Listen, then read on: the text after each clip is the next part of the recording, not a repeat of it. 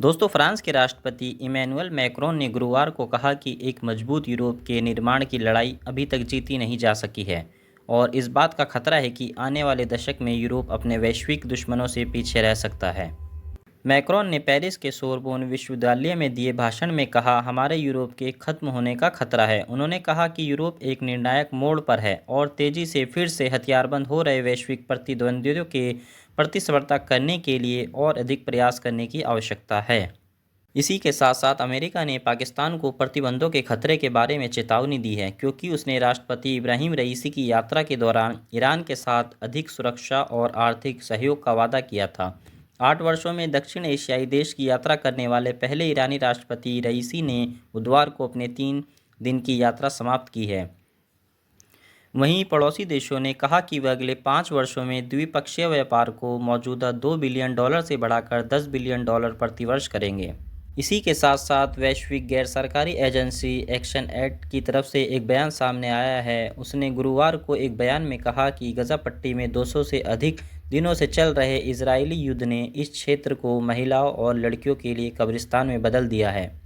Agency ने कहा कि पिछले 6.5 महीनों में इजराइल द्वारा मारे गए 34,000 से अधिक लोगों में से कम 70% महिलाएं और बच्चे हैं। हाल के हफ्तों में अमेरिका ने गुप्त रूप से यूक्रेन को लंबी दूरी की मिसाइलें भेजी हैं, जिसका उसने अब तक 2 बार इस्तेमाल किया है। अधिकारियों ने बताया कि मिसाइलों का पहली बार इस्तेमाल 17 अप्रैल को क्रीमिया में रूसी हवाई हमले क्षेत्र के खिलाफ किया गया था, जो यूक्रेनी सीमा रेखा से लगभग 165 किलोमीटर दूर था। क्रेमलिन के प्रवक्ता दिमित्री पेस्कोव ने संवाददाताओं से कहा, अमेरिका इस संघर्ष में सीधे तौर पर शामिल है और वे अपने द्वारा आपूर्ति की जाने वाली हथियार प्रणालियों की परिचालन सीमा बढ़ाने के मार्ग पर चल रहा है। तो अगर आप अंतर्राष्ट्रीय खबरों में इंटरेस्टेड है और देश दुनिया में क्या कुछ चल रहा है इससे जुड़े रहना चाहते हैं, तो मेरे चैनल को सब्सक्राइब कर ले। इसी तरह की लेटेस्ट अपडेट आपको डेली मिलती रहेगी। ने गुरुवार को कहा कि यूक्रेन को अमेरिकी लंबी दूरी की सेना सामरिक मिसाइल प्रणाली ATACMS की आपूर्ति से युद्ध के परिणाम में कोई बदलाव नहीं आएगा, बल्कि इससे यूक्रेन के लिए और अधिक समस्याएं पैदा होगी। उन्होंने कहा, इससे विशेष सैन्य अभियान के परिणाम में कोई मौलिक परिवर्तन नहीं होगा। हम अपना लक्ष्य हासिल करेंगे, लेकिन इससे यूक्रेन के लिए और अधिक समस्याएं पैदा होगी।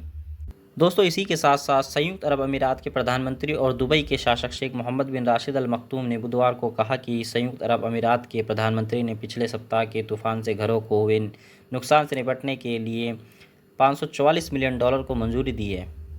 यूएई में इस महीने 75 वर्षों से सबसे अधिक बारिश हुई थी, जिससे व्यापक बाढ़ आ गई थी, जिससे निवासियों को यातायात, कार्यालयों और घरों में फंसना पड़ा और कई लोगों को वाहनों और संपत्ति के नुकसान की लागत का सामना भी करना पड़ रहा है। संयुक्त अरब अमीरात में बारिश असामान्य है, जो अपने गर्म रेगिस्तानी जलवायु और गर्मियों में 25 डिग्री सेल्सियस से ऊपर के तापमान के लिए जाना जाता है। यूएई की एक समाचार एजेंसी WAM ने कहा कि राष्ट्रपति शेख मोहम्मद बिन जायद अल नहयान ने पिछले सप्ताह अधिकारियों को नुकसान का आकलन करने और तूफान से प्रभावित लोगों को सहायता प्रदान करने का आदेश दिया था।